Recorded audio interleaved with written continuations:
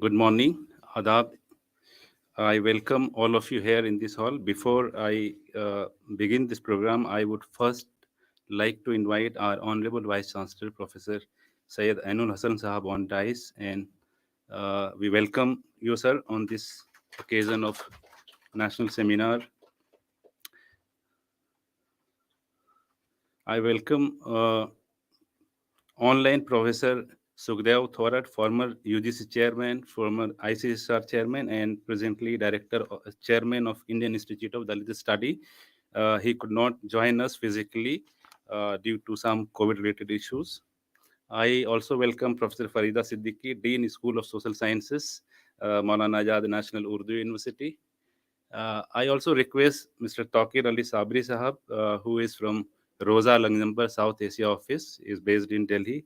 Please join us on the dais. Dr. Vinod Mishra, who is representing from Indian Institute of Dalit Studies, please join us on dais.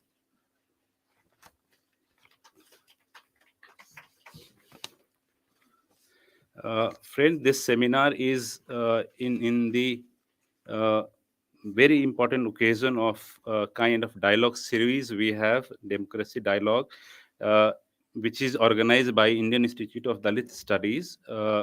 So we have all the representatives from Indian Institute of Dalit Studies here, online and physically here, and representation from Rosa Luxembourg South Asia office. I request now Afrin to present a bouquet to our Honorable Vice Chancellor Sahab. Please, Professor Farida Siddiqui will be presenting this bouquet to welcome our Honorable Vice Chancellor. Farida, ma'am.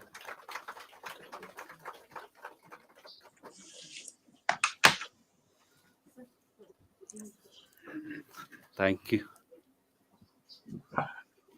Thank you. Sadaf, आपसे गुजारिश है कि आप bouquet mister Tauqeer Ali Sabri को पेश करेंगी. Farida ma'am के जरिए.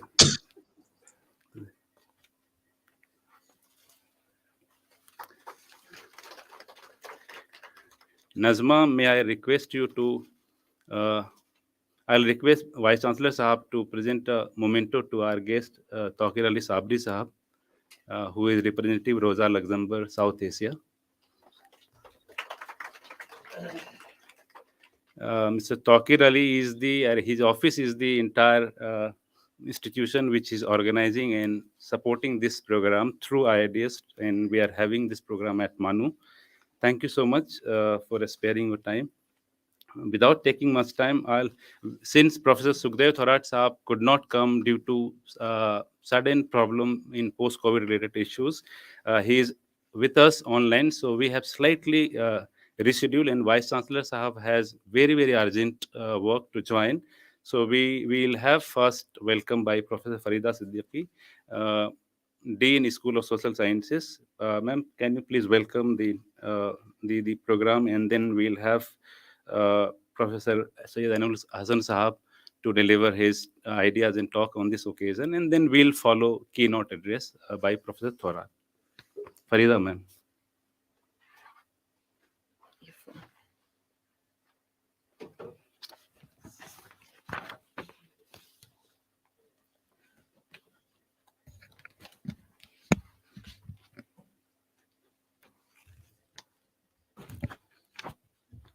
I'm not getting the space. Thank you, Zia Sahab. With the permission of the chair, on behalf of the Department of Economics, School of Arts and Social Sciences, Center for the Study of Social Exclusion and Inclusive Policy, I welcome the Honorable Vice Chancellor of the University, Professor Ainul Hassan Sahab, Professor Sukhdev Thorat, Chair IIDS, who is connected online from New Delhi, Director IIDS, connected online from Delhi, Mr. Taqir Sabri, who is our collaborating partner from Rosa Luxembourg, South Asia, Dr. Mishra from IIDS New Delhi, the guests from HCU, NALSA, and other organizations, the heads, the deans from various schools of our university, the students and the research scholars of the university, A very warm good morning to everyone present here in this one day national seminar that we are organizing in collaboration with IIDS and Rosa Luxemburg on India at 75 status of socio-religious groups in India. Ladies and gentlemen, in a plural society like India, the issues related to the status of socio religious groups in the country certainly attract attention. Almost all enlightened and articulate sections of the society, be it intellectuals, scholars, social activists, and community leaders, passionately discuss and critically debate upon these issues. Historically, a major share of socio-religious groups in the country has been experiencing widespread multidimensional discrimination, which has implications on income, earnings, health, education, and wealth creations. Amongst all of them, the scheduled castes, a significant section of the population, have been facing the worst of social and economic discrimination in the country. The scheduled tribes, on the other hand, remain away from heavily populated areas of economic significance as they reside close to the forests. The other socio the other socio-religious groups, the Muslims, comprise the largest share of religious minorities in the country. Low educational levels among Muslims and lack of employment opportunities make them vulnerable to multidimensional exclusion in the society. Other backward caste based sections of the society, both from Hindu community and Muslim minority, also have been socially and educationally disadvantaged in the country. It has also been observed that the upper caste Hindus and upper caste Muslims are much better off than their lower caste counterparts. As a result, there are persisting socio-economic inequalities between and within the socio-religious groups in the country. Although not many studies have been conducted so far to examine the status of the inequalities between and within the socio-religious groups of the country, some of the studies have provided empirical evidence of the multidimensional relative deprivation amongst the socio-religious groups in the country. India Human Development Report towards social inclusion is one such study which was conducted by the Planning Commission of India in 2011. This study gives us some insight on income, poverty, employment, education, health, and other infrastructure related inequalities amongst the socio religious groups of the country. According to this report, urban poverty is highest among Muslims. The rate of decline in the poverty has also been slowest among the Muslims. Urban literacy in case of SC groups increased by 8.7 points. Amongst the ST group, it increased by 8 points, and among Muslims, it increased only by 5.3 points. Likewise, health indicators, the decrease in the under 5 mortality rate for Muslims is 12.7 points, whereas it is 31 points in case of SCs and 30 points in case of STs. Such a committee report has also revealed that India's Muslims were more backward than SCs and STs. Here, I'm reminded of the couplet of Maulana Altaf Hussain Hali. न अहले हुकूमत के हमराज हैं हम, न दरबारियों में सरफराज हैं हम, न इल्मों में शायान इज्जत हैं हम, न सनत में हिरफत में मुमताज हैं हम, न रखते हैं खुद मंजिलत नौकरी में, न हिस्सा हमारा है सौदागरी में. जिस मौलाना अल्ताफ हुसैन हाली जिस महरूमी का जिक्र गुज़िश्ता 19th सेंचुरी में कर रहे हैं, सच्चर कमेटी की रिपोर्ट के मुताबिक, आदादो शुमार के मुताबिक वही समाजी, सियासी और इक़्तिसादी महरूमी आज भी जारी है. Ladies and gentlemen, all the studies conducted so far revealed that socioeconomic inequalities within the socio-religious groups of the country are still existing in the country. Similar trend is witnessed even within the Christian community as well. The sum and substance is that neither the within group hierarchy nor between the group hierarchy has been adequately addressed.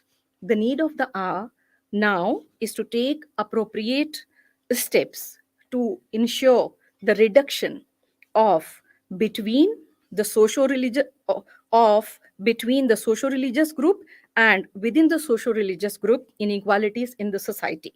This seminar in this direction is an attempt to discuss the aggravating inequalities among different socio-religious groups of the country. I hope in this seminar we will discuss and critically debate upon these issues, and we will be able to provide some suggestive measures to the policy makers so that the most deprived sections of the society do not lag further behind from the process of the economic development of the country. Uh, on behalf of the organizers, I once again thank you all, and I would like to thank the Honorable Vice Chancellor to who has spared some of his precious time for the seminar. Thank you very much.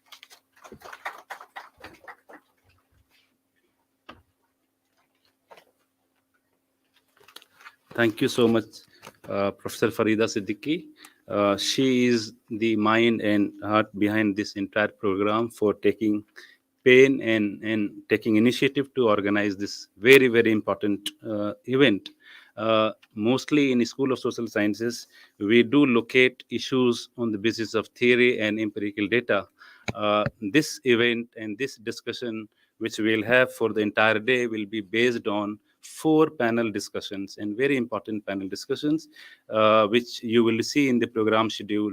The first panel discussion after the inaugural is on socioeconomic status of Dalits, followed by second is on studying the religious minorities status in the country. And then the post-lunch third session is on status of Adivasis or tribes in India. And the last concluding or fourth session is on caste, gender, religion, understanding from intersectional perspective. And you can see that as a student of social sciences, all the 4 sessions will be very interactive, and we will be hearing people who have been working for years in their area of research. So I would request you all from now that you please spare entire day and engage with the discussions. And then most important thing is that we are going to hear people located in Hyderabad at IFLU, I mean English and Foreign Language University, Hyderabad University, Usmania, Tata Institute of Social Sciences. So this is also a place where we'll interact with colleagues and seniors from other institutions on academic forum. So I welcome all the guests who have joined this program from University of Hyderabad. Professor Vinod Jairat is one of the very senior sociologists in the country. He retired from University of Hyderabad and most respected in his area of work. He is here with us. People from IFLU, Dr. Prashant is here, and the other guest will be joining the program. So without taking much time, now I'll request, before I invite our Honorable Vice Chancellor, we have a small request to Vice Chancellor Sahab that there is a book which is an outcome which I was working on during the COVID period. It is on reading minorities in India.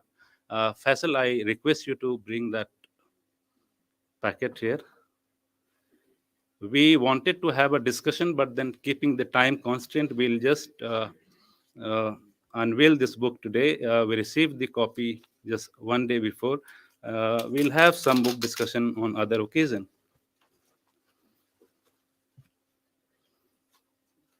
This is the second volume which was published in the process of studying minorities in India on behalf of Indian Sociological Society research group on minority studies. And as a convener, I was working in that area. Professor Vinod Jairat, may I request you to please, Jairat sir, can you come here? Yeah.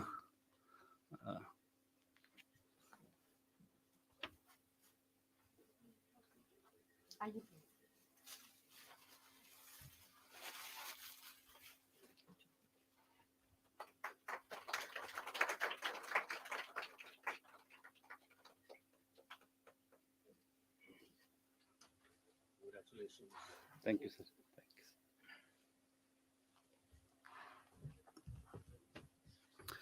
Thank you so much, sir, for sparing time for this book release.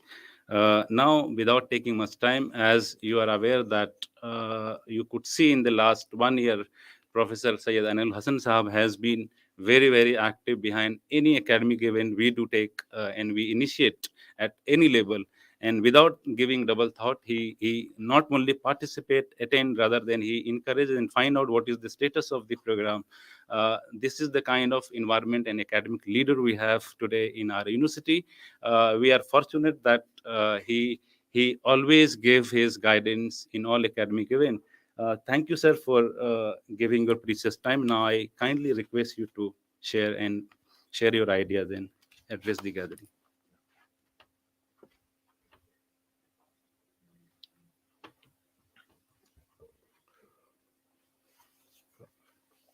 Professor Thorat, Honorary Professor of Maulana Azad National Urdu University, Dean Professor Farida Siddiqui, Taqir Ali Sahab, Dr. Mishra, Ziauddin Sahab, dignitaries, ladies and gentlemen. MANUU, ever since its inception, has been exploring possibilities of equitable and inclusive growth.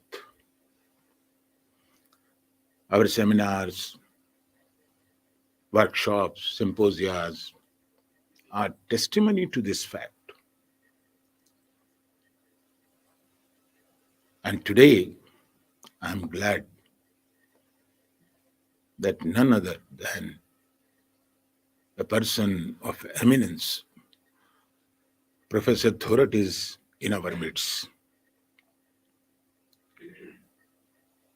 And I'm sure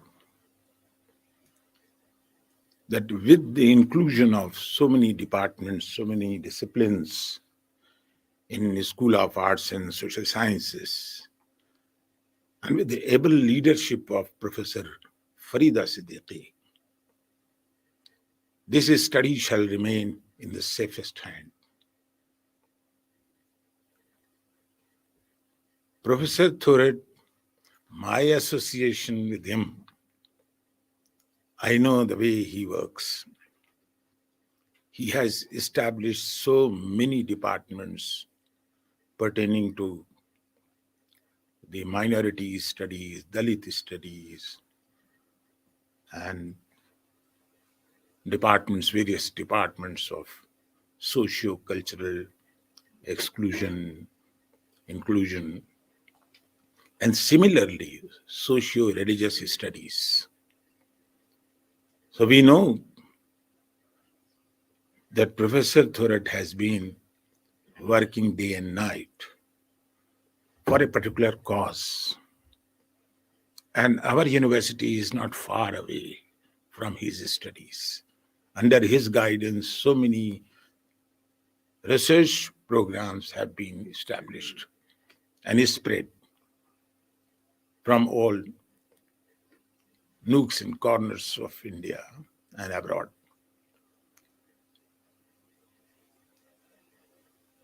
I can only say that with Professor Thorat's omnipresence in our midst, the success of the program is guaranteed.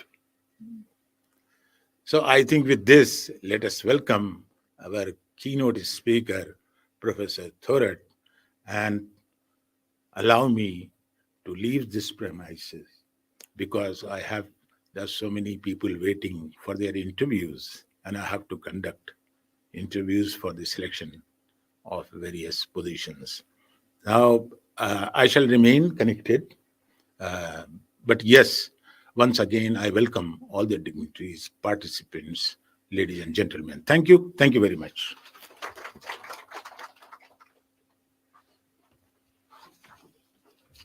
Thank you so much, sir. Now, I would request Dr. G.C. Pal, who is connected with us online. He'll be giving a message on behalf as director of Indian Institute of Dalit Studies from New Delhi. Uh, Dr. J.C. Pal is a very dynamic economist and researcher.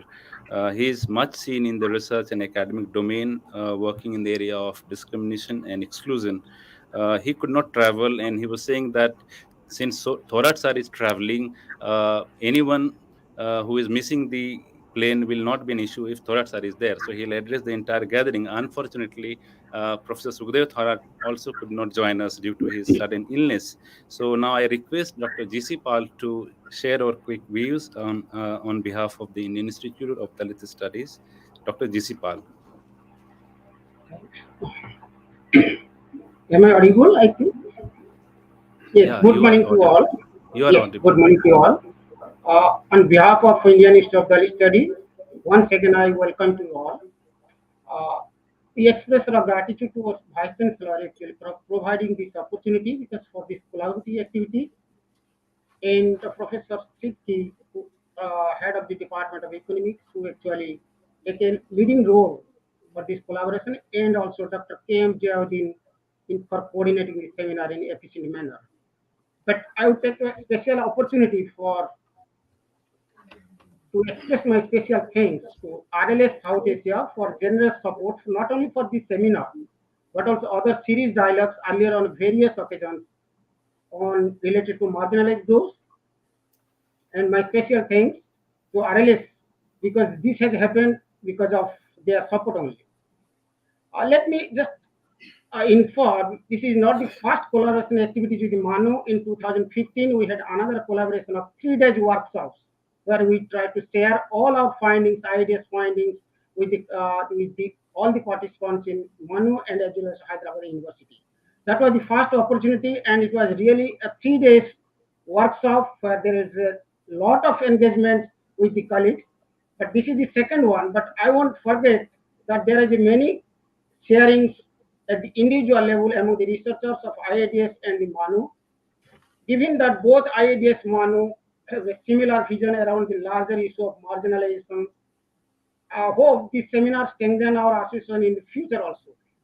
But let me say this about this seminar because this is a seminar not simply because it has a specific purpose. This seminar has a significance when India is celebrating 75 years independence. The year has raised consciousness of many about the past, present, and future of independent India. As we know, at independence, India offered a beacon of hope that is a multi everything. If in a short, I'll say it is a multi everything. But there is a core issue that we have to bring back in this seminar.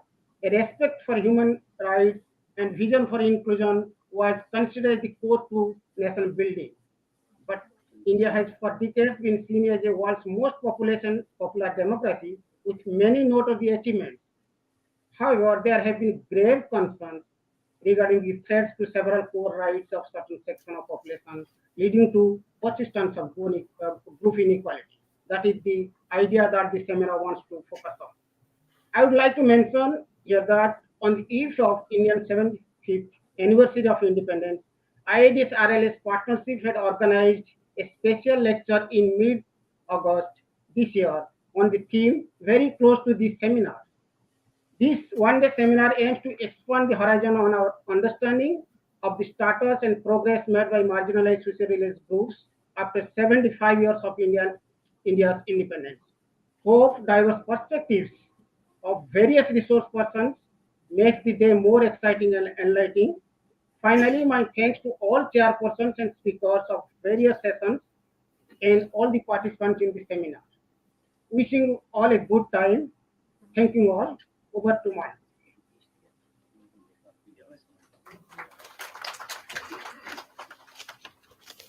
Thank you so much, Dr. Govind Pal. And it is indeed a pleasure that Indian Institute of Dalit Studies agreed and took initiative for having this collaborative program.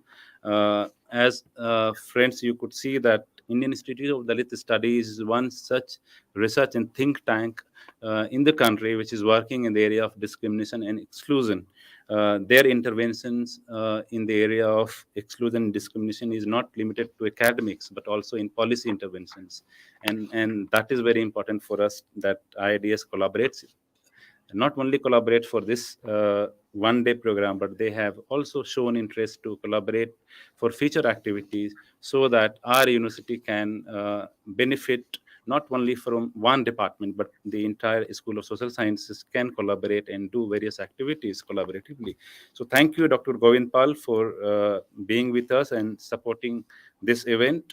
Now I move forward, and quickly I would request representation from Rosa, Luxembourg, South Asia, Mr. Tawqir Ali Sabri Saab, who has joined us from Delhi. Tawqir Ali Sabri is program manager of RLS, and RLS is one of the very important organizations that supports in academic research, promotes advocacy in the area of equality, discriminations, and various issues. They have been very generous, and not only generous, but also coming directly to Hyderabad, and he has interest that we can have future collaborations with the university. It is pleasure for us to welcome you, and I request Sabri Sahab to share his views about this program and also briefly about RLS, because we do not know about RLS more and how it works. Tawqir Ali Sahab.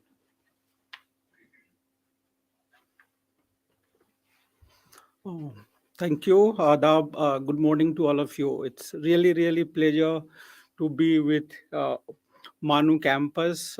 I have been in this campus for very brief to meet one of my friends, and later this is the first time where I'm staying here. And let me just congratulate also Jawdeen for his book on very important topic, which we are going to discuss largely, the marginalization of the minority community in India and also globally. Also, Farida ma'am for giving immense time and her energy to realize this workshop or this interaction in reality. So this is very important for us. I will not congratulate or thanks IIDS, because we are collaborator and we don't believe on giving thanks to each other. So we are co-traveler of this equal justice and solidarity for all. uh, Let me just come to what Jawdin said. Who are we? What is our work? So first, I'll just briefly explain about Rosa Luxemburg Stiftung. Rosa Luxemburg Stiftung. Stiftung is a German terminology near to the foundation society. So this is German foundation based in Germany, Berlin. We have our office in India, Delhi, South Asia office. So we are working in South Asia region for last 12 years on various theme. Probably we have been working on many themes, but we have zeroed down largely on three themes. Social transformation is the very prioritized theme for us to engage. Under that theme, we are collaborating with the IIDS for last 5 years. Other theme on which we are working on agrarian issue. So what is the agriculture? What is the agrarian community is standing for? What is the large political economy of the agriculture? So we are trying to understand from the peasant's perspective, farmer's perspective, worker who works on the agriculture field, from their perspective. We are working or trying to understand the society through the agriculture prism. Our third topic is labor. So labor is very important.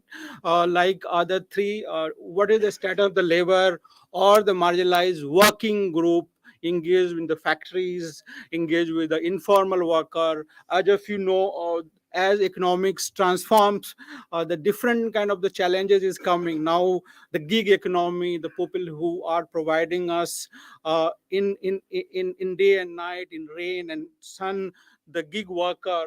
So we are also trying to understand how this gig worker is working in India and globally, because the gig workers right is not identified in our traditional workers rights code, and these are the most suffered community, I would say, in the present time. So we'll have to also look at that. Their suffering also with the academic group should also learn and to find more and more, work to engage to. They can take their right, like Jaudin said. Professor Thorat is not working on academic theme, also try to suggest the policy framework for the policymaker. So these are the things we are trying to do. Globally, we have around 26 offices in the world.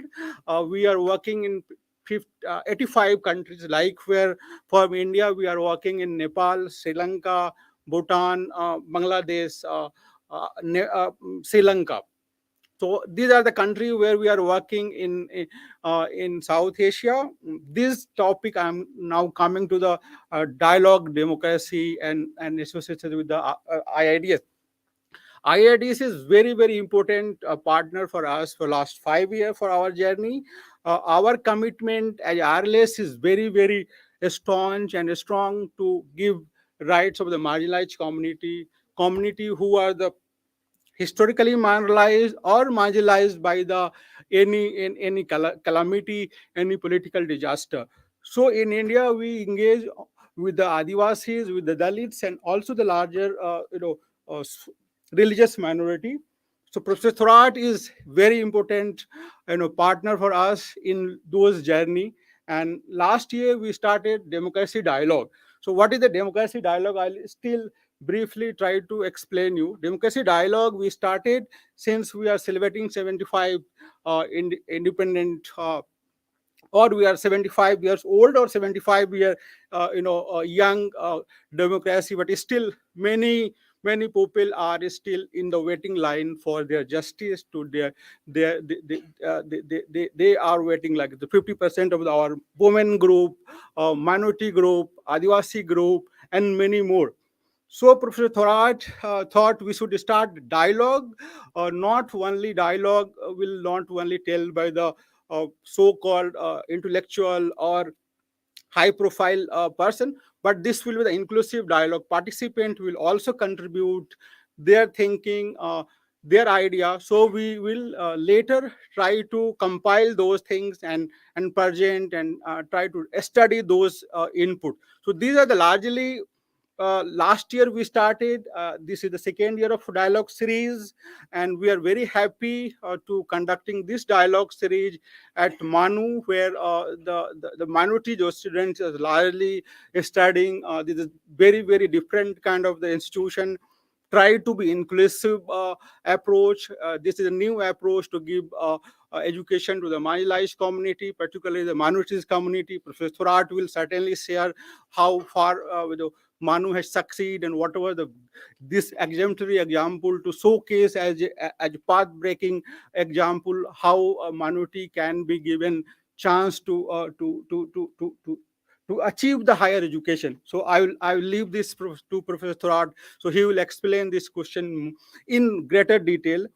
For future collaboration, like I also discussed with Jaudin, we are very, very open to have any kind of collaboration on democracy dialogue, on larger engagement of any content pertaining to social justice, pertaining to women rights, pertaining to Adivasi rights, pertaining to Dalit rights. So thanks, Jaudin. We'll certainly not going to end this collaboration. We will probably begin this collaboration from here. Many thanks to all of you who is participating here, and I'm really, really looking forward to more collaboration with MANUU, and of course, IID is our strong collaborator with us. Thanks a lot. And I'm very happy to interact. Anybody has any questions? I also forget to one thing. This year we also started PhD and master scholarship for Indian student. They can go to Göttingen University. So this year we already selected 2 students for one PhD or one master from India. Next year I will certainly pass the advertise to your university, so people from your campus can also apply. And we also provide postdoctoral fellowship to Germany, to global student, global researcher, so they can also apply. And more detail I will share to Jaudin or any other. I will be happy to take your question in one-to-one, or anybody can write to me. I will share my email ID. Thanks a lot. Thank you so much. The last portion is also very important for our, yeah. So because many of our students would be interested to try applying, traveling to Germany for PhD and postdoc. So thank you so much for being with us, and we definitely look forward for more deeper collaborations. Now, moving forward, friends, I should again welcome to all the panelists who have traveled from across the city in this hall, and on a very very short notice, on a notice of 1 week and couple of days, they agreed and they gave their consent. That makes us very precious, in the sense that Maulana Azad National Urdu University has its own love and affection spreading in the city, and the resource persons are there to help us. The program is not meant to have a program, but it was intended to have more interactive and question based discussions. Therefore, I again request you to keep your questions in hand in the panel discussion. When we start, it should not be just a session which should go on, rather we should make more engaging when we go for panel discussions. Before I invite, as you know, that this program was themed on India at 75 and status of socio-religious groups in India, uh, as part of the dialogue series on democracy 2022, in collaboration with Indian Institute of Dalit Studies and Rosa Luxembourg, Department of Economics and Center for the Social Exclusion and Inclusive Policy of MANUU, came forward and organized this event to make more meaningful. uh, who can speak in the area of exclusion, who can write in the area of discriminations, or who can address the intersectionalities and questions which comes together in the area of caste, gender, and religious minorities, other than Professor Sukhdev Thorat. Professor Sukhdev Thorat is one such individual who is not only an institution, rather than he take the leadership of doing lightening in the area of discrimination for not only the academia, civil society, for the policy making process. You all know that Professor Sukhdev Thorat was UGC chairman during 2006 and 2011. Born at Amravati, where we have our regional center. Maulana Azad National Urdu University has a regional center at Amravati. Professor Sukhdev Thorat did his initial study in Milind College of Arts and post-graduation from Dr. Bhimrao Baba Sahib Ambedkar Marathwada University at Aurangabad, Maharashtra. Then did his diploma in economic planning at Main School of Planning, Warsaw, Poland, and finished his PhD in economics from Jawaharlal Nehru University, where he started teaching. He has DLET honorary causa from 9 different universities in India, and also DSc honorary causa from University of Technology, Mauritius. He is associated with various national and international organizations, and also holded, significant positions such as chairman of UGC. He is presently emeritus professor at CSRD, School of Social Sciences, Jawaharlal Nehru University. He was visiting faculty at Department of Economics, Iowa State University, USA. He remained director and founder of Indian Institute of Dalit Studies. He was research associate of International Food Policy Research Institute, Washington, D.C., and began his initial career as a lecturer at Vasantrao Nayak College, Aurangabad. We all also know, as a student and researcher, that he was also chairman of Indian Council of Social Sciences Research. It was during his tenure that he brought lot of fun to social sciences and gave funding to research fellowships to the students. His publications are over 60, more than 16 books, and number of research papers and policy papers. He visited more than 23 countries throughout the world, not only for giving his ideas, but he was invited for as an important giving for key lectures at various occasions. He has been honored by Padam Shri Award by Government of India in the year of 2008, Mother Teresa International Award, Lifetime Achievement Award 2010, Lifetime Achievement Award by Purvanchal Academy of Oriental Studies in association with Ministry of HRD. He was given PK Patil Patil Purushottam Award in 2007, Bharat Shiromani Award by Hiroman Institute, Ambedkar Chetna Award Chetna Award, and Rajiv Gandhi Outstanding Leadership National Award for the year 2014, apart from many other various accolades. Sir has been leading, as I was sharing, the torchbearer on studying discrimination and exclusion by generating research interest and helping to create knowledge centers on excluded socio-religious groups in the country. And all of us know that Center for the Study of Social Exclusion and Inclusive Policy, which was a brainchild of Professor Sukhdev Thorat, started across the country in more than 35 universities while he was chairman of UGC. Currently, he is emeritus professor at JNU. That is one of the finest position any academician would aspire for. It is fortunate, or it is a fortunate to all of us that our honorable vice chancellors have invited him and gave the responsibility to the School of Social Sciences and the CSIP for organizing this program.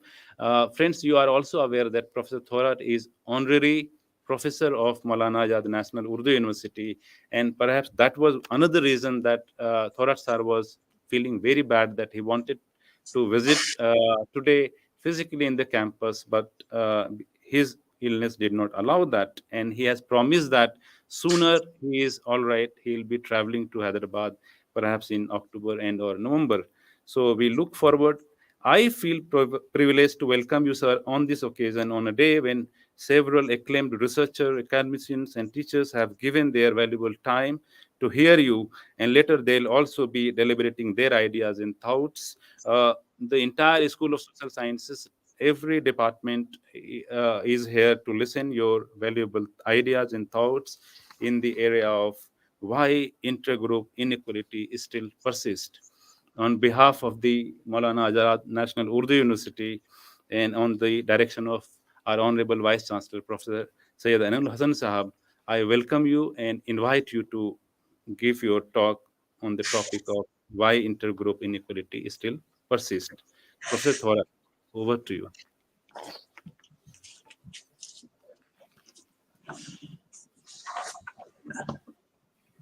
Good morning to all of you. I hope I am sufficiently audible. Respected Sayyid Anil Hassan, the Vice Chancellor of the University. Yes, sir, we are audible. You are audible. We can listen to you. Okay. Respected the Vice Chancellor Sayyid Anil Hassan, the Dean Dr. Farida Siddiqui, the Director of Indian Institute of the Study, Govind Pal, Tariq Ali Sabri from Rosa Luxembourg Foundation, Vinod Mishra, who in fact is the coordinator of this program and a major person behind all these activities in the past and present, Dean of the various school, the faculty, students, Dr. Jawluddin, who is the coordinator in MANUU. Ladies and gentlemen, well, it was indeed my great desire to be physically present in MANUU. It is not that I have not visited. I have visited several times as chairman of the UGC, and also when I was not a chairman of the UGC, participated in several meetings. I think I was a member of some of the committees. So, but I was keen to join because this is an event which is in coordination with Indian Institute of Dalit Studies.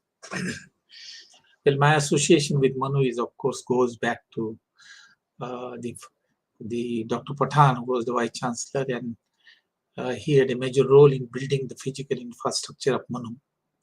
And I think University Grant Commission has helped quite liberally to set up several schools and buildings.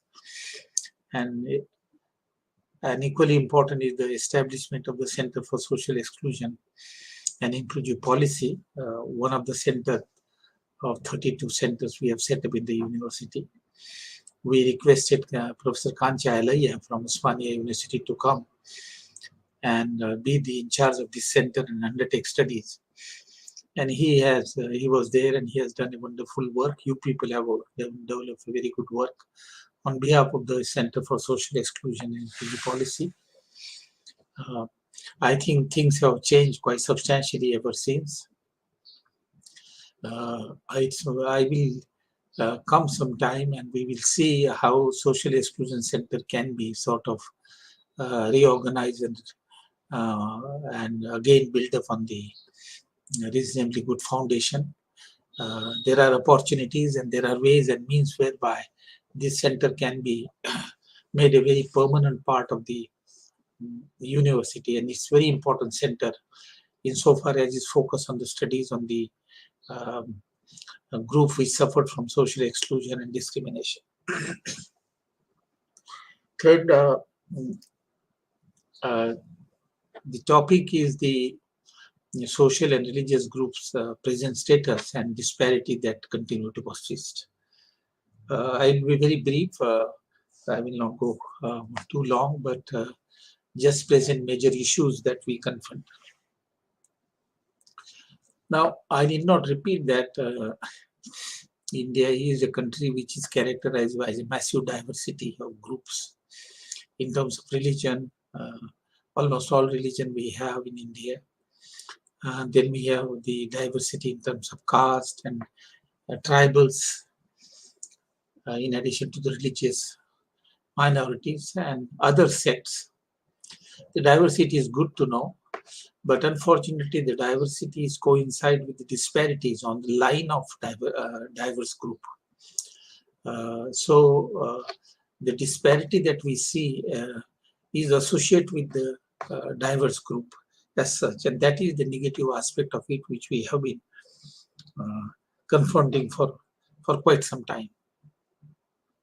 So if we are concerned with inequality, there are a large number of people who work on the interpersonal inequality, but the issue of intergroup inequality is equally important, which India has recognized. We have accepted equality and equal status and equal opportunity in the Constitution, and also developed several laws and policies to deal with the problem of intergroup inequality. Now, we recognize the inequality, say, between the caste, the scheduled caste and the OBC on the one hand, and the higher caste on the other, the tribal on the one hand and the non-tribal on the other, religious minorities like Muslim, Christians and Sikhs and Buddhists on one hand, and the majority Hindu on the other. Of course, the gender inequality, male, female. Among the scheduled tribe, we have nomadic and denotified tribes. So there are multiple groups which lags behind vis-a-vis their counterpart. And therefore, the issue of group inequality occupy a prime position in Indian policy. We have developed policies. It is not that we have not developed policies.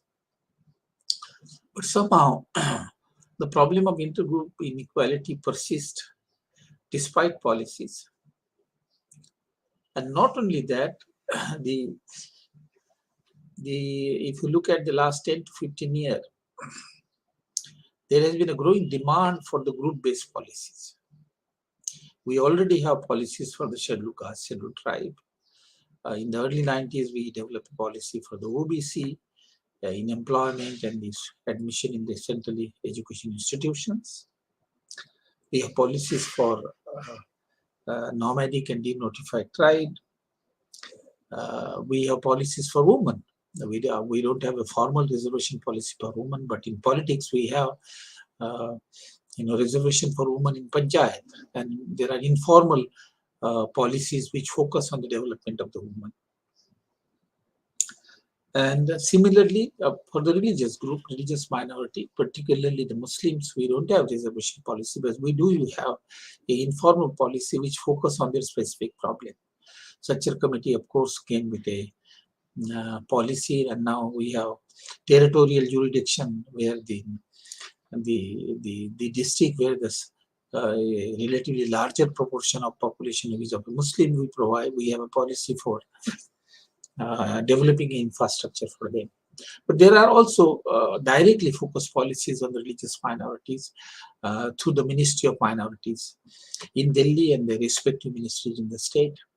I do remember that I was instrumental in developing a policy fellowship for the religious minority group. There was no policy for religious minority group, so we developed a scholarship, a fellowship for PhD, Maulana Abdul Kalam Azad Fellowship, when Antule Saab was the minister, and then we increased the amount and number when Salman Khurshid was the member. And I understand that that fellowship has been a major instrument in the promotion of PhDs among the religious minority group, particularly the Muslim. But you can also see that newer group are began to ask the group-based policies. Only recently, the Supreme Court has asked the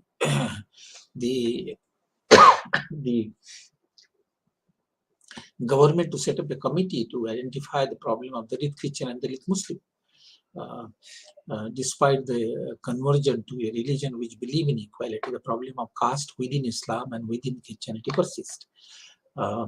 There are cases where the scheduled caste converted to Sikhism were already given reservation in 1952 because of continuing discrimination of the scheduled caste Sikhs into Sikhism. Sikhism has not been able to completely wipe out the caste discrimination. Same is the case with the Buddhists. Buddhist scheduled caste converted to Buddhist in 1956 in large number in Maharashtra, and they suffer same discrimination as the Hindu scheduled caste suffered in Maharashtra. Therefore, in 1991, when VP Singh was the Prime Minister and Pasman was the Chief Social Welfare Minister, they gave a reservation to the scheduled caste converted to Buddhism. Now, so you can see that even today, the group-based demands and policies are being asked. The case I have given you of Dalit Christian, Dalit Muslim, and even for religious minorities are asking that discrimination and exclusion is the basis for the reservation policy. And insofar as some of the minorities like Muslims suffer from discrimination, they should be entitled for some sort of an affirmative action policy. So it is in this context that it is in the context of this increasing demand for group-based policies, we have to discuss why these disparities between the groups still persist, what are the causes, and what policies can be suggested. Now, some of the people get surprised on the expanding canvas of the group-based policy.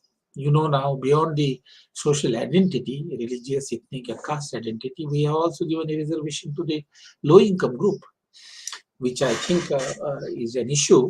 I think Supreme Court has expressed the reservation about it.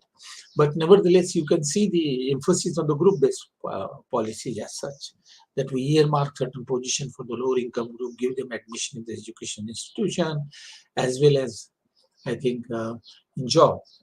So the reason why I think that there is a growing demand and for the group-based policy associated with the social identity of caste, ethnicity, religion, gender, and others.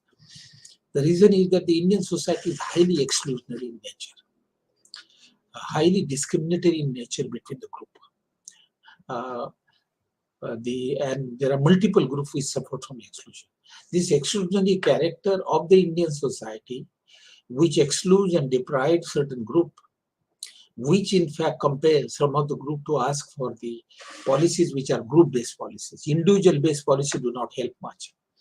Individual-based policy helps some of the individual within the community, but group-based policy help group as a whole who suffer from discrimination. So I think it is the exclusionary character of the Indian society that compel the groups which suffer from exclusion and discrimination, and of course then ultimately in human development in terms of income per capita, in poverty, literacy, and civil amenities, and employment and others, that the people began to ask for the space based on the group rather than based on the individual.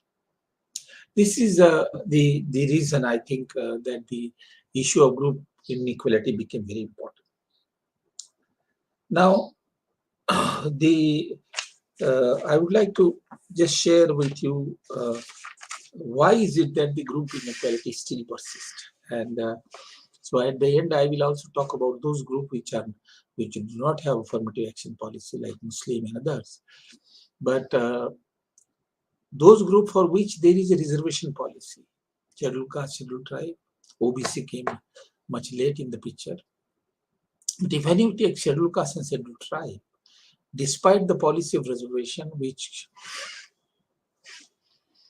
give them reservation in legislature, central and state, public employment, public education institution, public housing, there has been a considerable improvement in their level of living. There is no doubt about that. The poverty of scheduled caste has reduced, of scheduled tribe has reduced, educational level has improved, access to civic communities has improved, their participation in legislation and state has obviously improved because of the reservation. The objective of this policy has been, among other things, is to reduce the gap between the high caste and the low caste, or between the tribal and non-tribal. If the objective of the policy is not to take them beyond the high caste in terms of human development, at least to bring them on par with high caste. Because the problem of disparities, caste disparity is the problem. Problem of disparity associated with the tribal is the problem.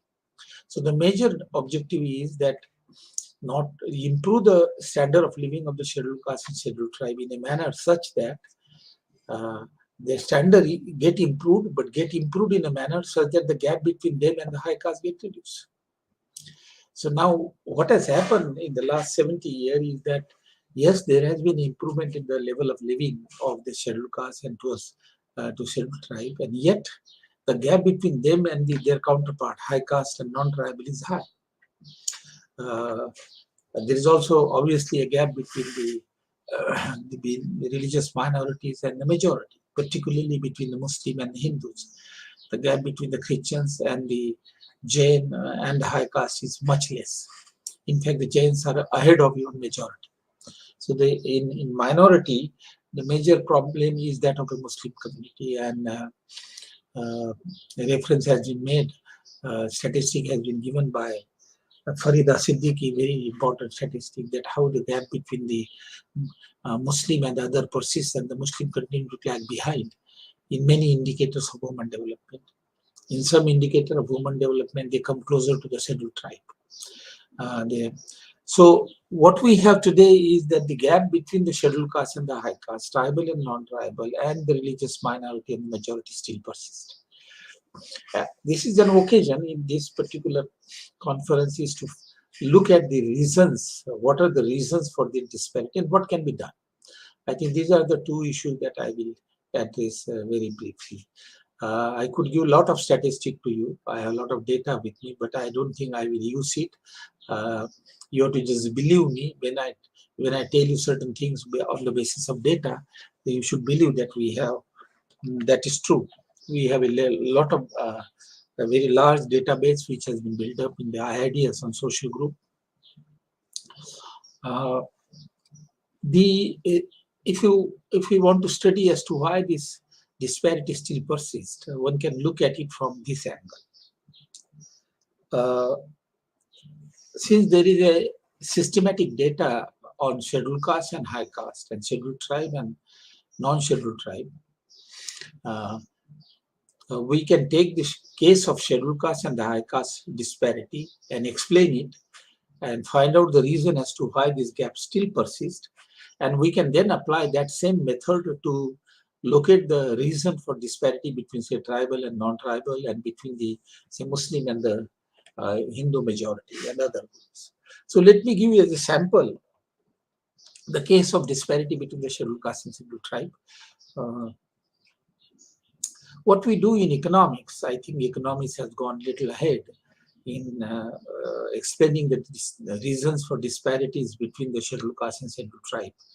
The framework which we can apply for the other group, which I have applied for explaining the disparity between Muslim and the Hindu. There are, I think, 2 articles which we have published in IIDS. the Khalid Khan, who is one of our faculty member, he continued to write on this issue and speak and generate a huge data on the status of Muslim. Now, if we take the example of scheduled caste and scheduled tribe, what we do generally in this method is that we take scheduled caste and scheduled tribe and then see, for example, we take poverty. What is the level of the poverty in the recent year? For example, in 2011-12, because there is no poverty data after that, the poverty of scheduled caste is close to 30%. And the poverty of high caste is about 9-10%. So the poverty of scheduled caste is 20% more than that of high caste. If you take the monthly per capita expenditure or income, similar disparity exists.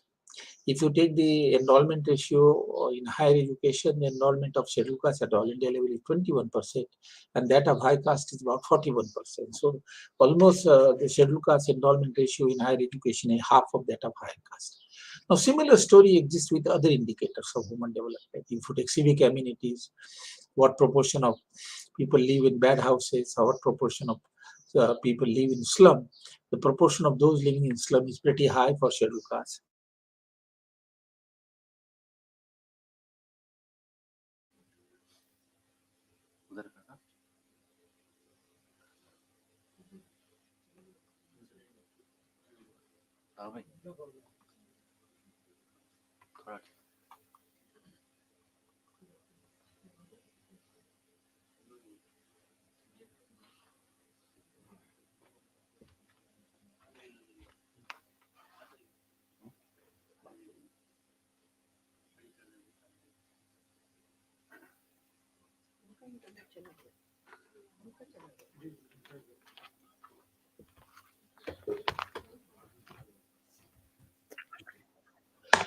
Okay, sorry, something went wrong. So to put in brief, then is that for all indicators of human development, the scheduled caste lag behind the high caste. Now, the method that we do is that, for example, if you take poverty, and I say that the poverty of scheduled caste is about 10% higher than that of high caste. Now, the reason is why this poverty is high among the scheduled caste, 10% point. Now, the method in economics allow us to disaggregate these differences into the general economic endowment factor and discrimination. Please understand that if there are differences in income and poverty, say between scheduled caste and high caste or Muslim and other, this method allows you to disaggregate that what proportion of this gap is because of general factor like lack of ownership of land or enterprises or education, and to what extent it is because of discrimination, caste or religion. So this method then will tell you the extent to which the discrimination or exclusion contribute to the disparities or to the lowering of the standard of scheduled caste or others. Now, if you take this method, then what you find is, again, I am not going into complicated statistics, but what you find is that even if you take just like employment, the differences in the employment between scheduled caste and high caste, 75% of the differences are because of discrimination in the job, in hiring. Wages, the differences are less because of discrimination, about 40%. The discrimination is much more in the private sector than in the public sector. I'm not giving you the statistic, you have to believe me. Which means, in a brief again, what does it mean? That the disparity between the scheduled caste and the scheduled tribe is partly because of the general economic weaknesses, that is not having land, not having entrepreneurship or capital, not having sufficient education. But even if we take equally qualified scheduled caste with a similar background, similar land, similar education, similar other characteristics, education of the parent, from scheduled caste and the high caste, and yet the gap persists, which means that gap is because of the social background of the scheduled caste, which is attributed to exclusion and discrimination. Now, this has been clear by many studies that the gap continue to persist simply because of partly because of caste discrimination. Therefore, you have to have a dual policy for the scheduled caste. One is that you have to give the land ownership and entrepreneurship and build their capital asset, give them more education. But despite of that, even if educated scheduled caste enter into the market for employment, he will not get the employment easily as much as the high caste will get. He will face discrimination. Even if you have equal qualification and education, you will face discrimination. So therefore, you require another policy, a supplementary policy, that is to give them the fair share. And that is what his reservation is, that at least give them in proportion to their population. So the discriminated group require dual policies to improve their ownership of income earning asset like land and entrepreneurship, and also human resource like education. But that will increase their capability and they will be able to take education, increase their income. But still, they will continue to face discrimination in one form or other. So you require a reservation policy to give a safeguard against discrimination. This is what has been the general line of argument. But the Indian government, with respect to scheduled caste, although accepted the policy, it suffered from major limitations. The first limitation is that the major discrimination is in the private sector. 80% of our employees are in private sector, and it is in private sector that there is a discrimination of in employment. And it is here that there is no reservation, there is no safeguard. Therefore, even if they are educated, because of reservation in education and scholarship and all that, when they enter into the market, they face discrimination in hiring, and their unemployment rate is high, income is low, poverty is high. So exclusion of the private sector from the affirmative action policy, reservation policy, is one of the reasons. The second reason is that government hasn't done much in improving the ownership of land and entrepreneurship, and even education among the scheduled castes. This high landlessness, high literacy, low education, less access to entrepreneurship is also the outcome of discrimination in the past. Right, for about 2000 years, untouchable were debarred from right to property, right to entrepreneurship, right to education. So if they are landless, without entrepreneurship, more illiterate, that is also an outcome of discrimination in the past. The government should have done very substantially for them to improve the access to capital asset and education. But that has not happened. So the scheduled caste and scheduled tribe policy will have to be improved in the sense that reservation in the private sector should be brought in. Private sector has accepted after a long struggle with them between 2003 and 2008. But that affirmative action policy doesn't have reservation component. It's only improvement of education and all that. And it is voluntary and self-regulated. Nobody knows what are they doing. It's not accountable as a matter of fact. Okay, I think this I have said several times. But important point is, how do we apply this framework to the religious minorities? There are people in the audience, there are many minority people in the audience who would like to know that how do we explain the backwardness of the Muslims, particularly vis-a-vis the majority in the country. If you compare the minorities, the Christians and the Jains and Sikhs are better than Muslims. So Muslims are at the lowest hierarchy compared with other minorities. Whichever indicator you take, for example, if you take monthly per capita expenditure, you take poverty ratio, you take gross endowment ratio in education, it has been pointed out by Jaluddin and your Farida Siddiqui, that their endowment ratio, I think it is 16% in 2017-18, compared to 41% for high caste and almost 72% for Jain. And 16% is almost close to the tribal. So higher education, the Muslim really lag behind.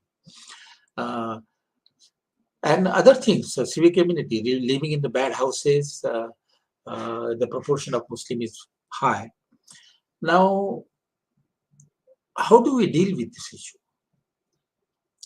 The features, the situation of the Muslim is similar to that of scheduled caste. But one of the problem is that there are not very many studies on the Muslim. It is only after 1999 or 2000, when the unit level data was opened by the National Sample Survey, that the people began to study the interreligious differences in various aspects. And yet, even today, there is a hesitation on the part of the research scholar to undertake studies on the religious disparities. This has happened more recently, of course, because people do not scare only speaking openly, but also people, those who are academicians, also on the back foot for taking the studies on the minorities and other sensitive issues. Now, the problem of Muslim, in my view, is the following. If you look at the occupation structure of the Muslim, bulk of them are in self-employed activities. Self-employed activity, which are petty activities. Their proportion in regular salary is very low, both in private sector and public sector. Their dependence on casual labor is not that very high. They don't. They fall back upon the self-employment. Land ownership, the proportion is not very high. There is a study by Maitreya Bodia Das from the World Bank, wherein she has observed that the reason why a high proportion of the Muslims goes to the business and self-employment activity, the reason is that they face discrimination in regular salaried employment in the private and the public sector. So they have no choice except to fall back upon petty business, petty activities.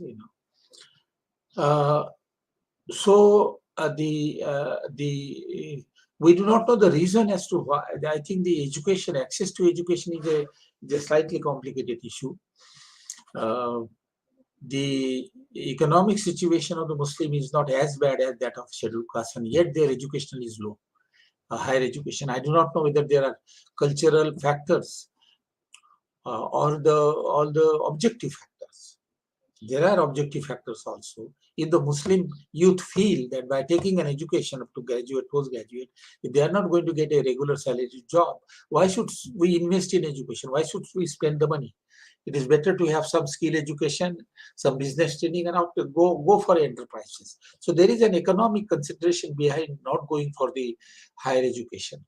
So I think the scholars will have to study as to why the enrollment rate in higher education of the Muslim is low, partly because of poverty, partly because of discrimination, but partly because of voluntarily not going for higher education, simply because education would not pay in terms of job. I think what I would study is that, suggest is that IIDS, wherever possible, has tried to study. We have written 2 papers on the status of Muslims with respect to several human development indicators.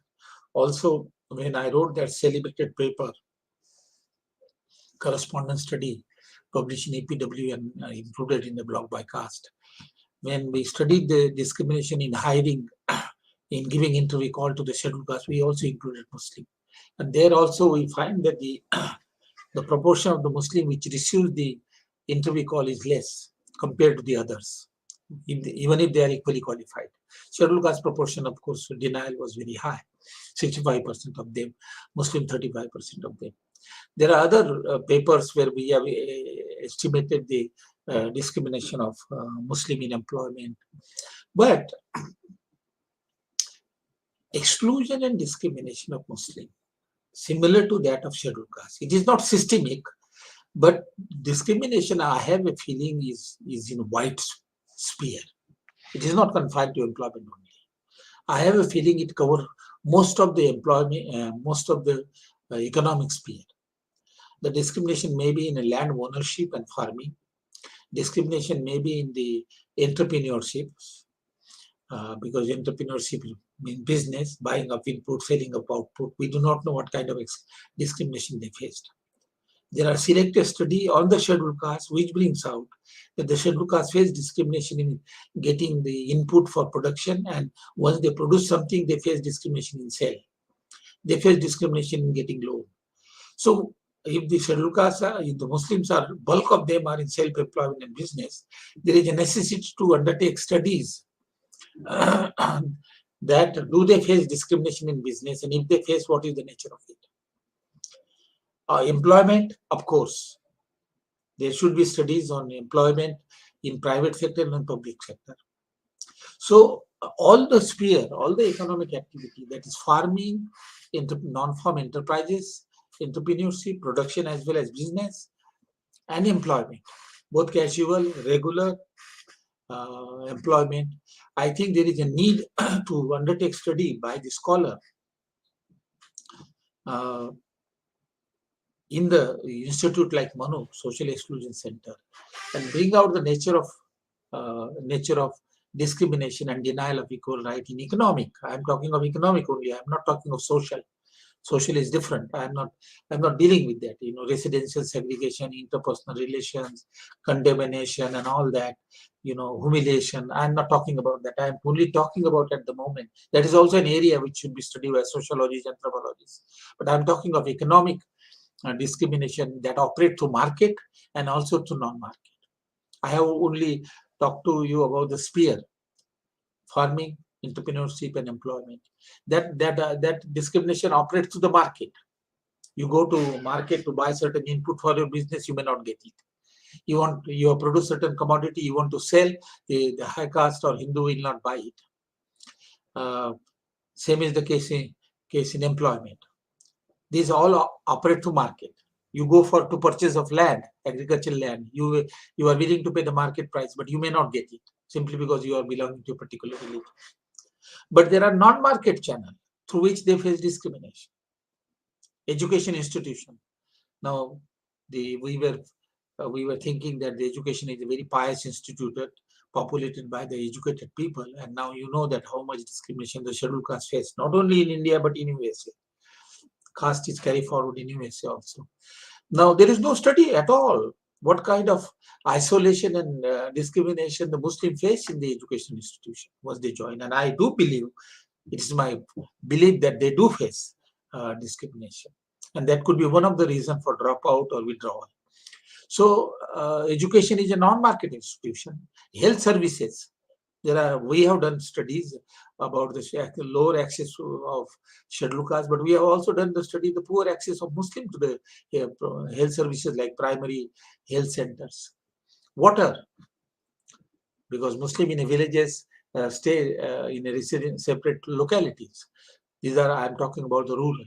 So what is required for the institution like you is to study the discrimination and exclusion and differential treatment in various economic enterprises, farming, non-farm entrepreneurship, employment, and non-market, education, health, the organization, government-approved organization which supply food, midday meal, Anganwadi. We brought out a sufficient evidence how scheduled caste students face discrimination, sitting separately, getting less food, getting food at the end. But we do not know whether the Muslim student also face the same thing. Quite possibly they face the same thing. But there is no study. There are no studies. You should take the studies on this.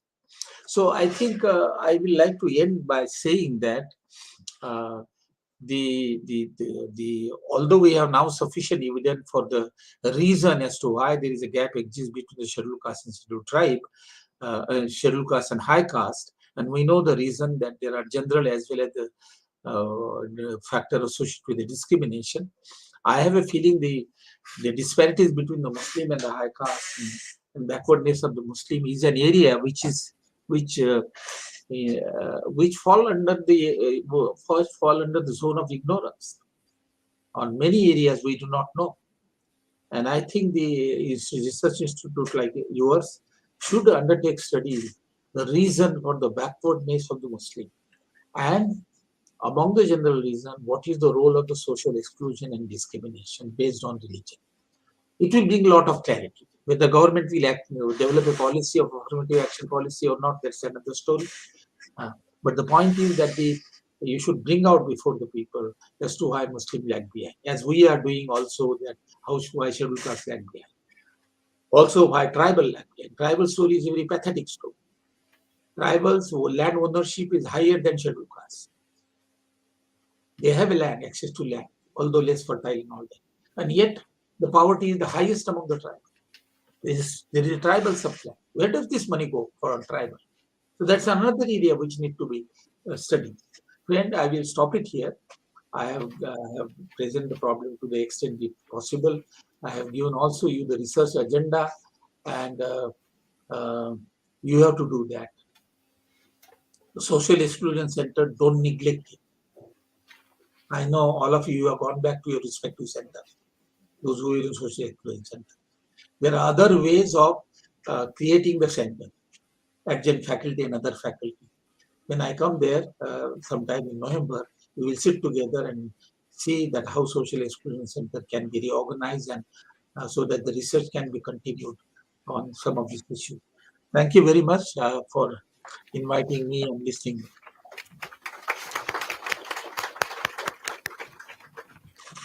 Thank you so much, sir. Thank you so much for giving an excellent area of intervention where we should and all the young scholars should intervene into the research, particularly the area which is unexplored on minority studies, especially on Muslims in the area of self-employment, economic denial, if there are any, and then lastly, what you said in the whether there is any study on midday meal.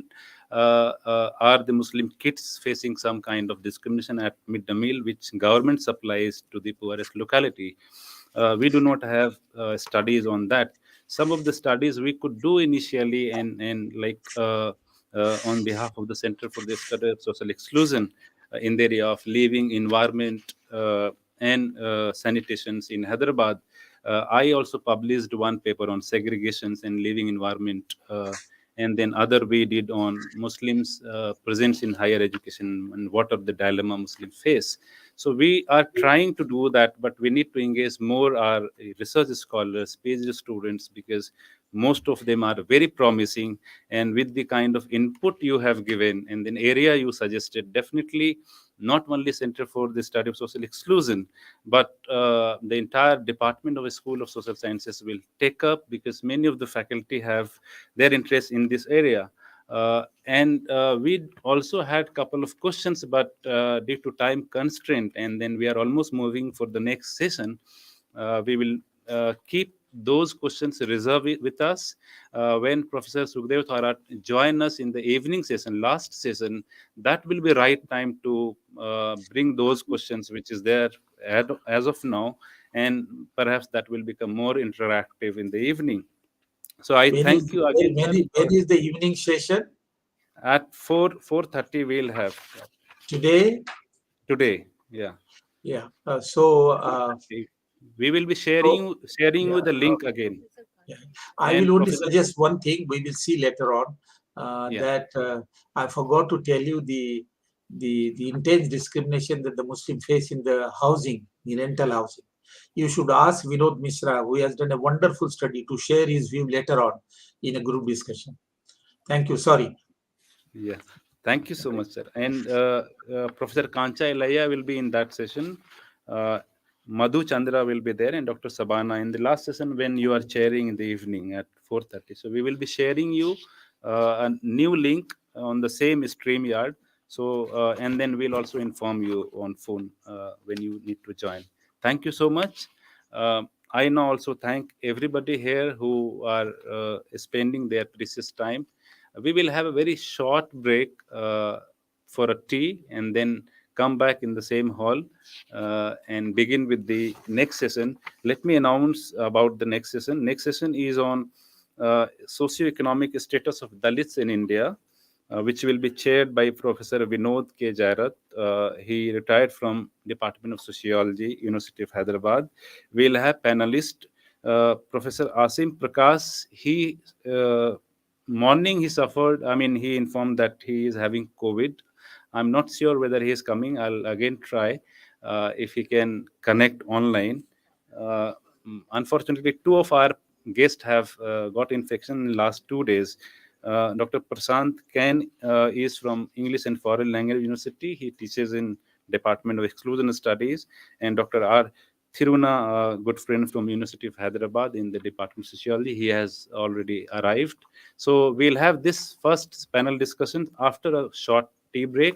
I thank the entire university administration, the Vice Chancellor of the university, Registrar Office, and then Instructional Media Centre, the director who was on Friday spending 1 hour checking everything is on right in this hall. I also thank Indian Institute of Dalit Studies for sponsoring and collaborating this event along with RLS, Rosa Luxembourg, South Asia. And without the support of all the head of the department in School of Social Sciences, this program would not have been possible. All of you who are here, Professor Fahim Akhtar, Professor Aminat Haseen, Professor Shahid Raza, Professor Danish Moin, Professor Kani Zahra, Professor P.H. Muhammad, and everyone, all our colleagues in the department are sitting here. This is one such very beautiful event where I can see most of the teachers from the social sciences are there in this event. It encourages that we are moving towards more engaging sessions in future, and all PhD scholars are students who have been taking up from various departments. Imagine this program is not by the Department of Economics and CISIP. It is purely on behalf of the School of Social Sciences, where Professor Farida Siddiqui took this initiative. I also thank you, ma'am, for and also all of you are aware that this week is one of the busiest week of the university, where PhD admissions are going on. Some departments are already conducting interviews today. Selection committee is happening. A School of Languages is having admission process. Despite of that, the hall is very packed. That makes us, that feels that this program is going to be very fruitful in the next 4 sessions. And I again wish you all the best for entire day. When we break for lunch, we'll announce where to proceed. But before that, we'll have 2 panel discussions, and very eminent research scholars and academians are there. So thank you once all again, and we break for a while. We'll come back in this hall in 5 to 10 minutes. Thank you all. चाय is out, चाय बाहर रखी हुई है, हम लोग बाहर जाएंगे और फिर वापस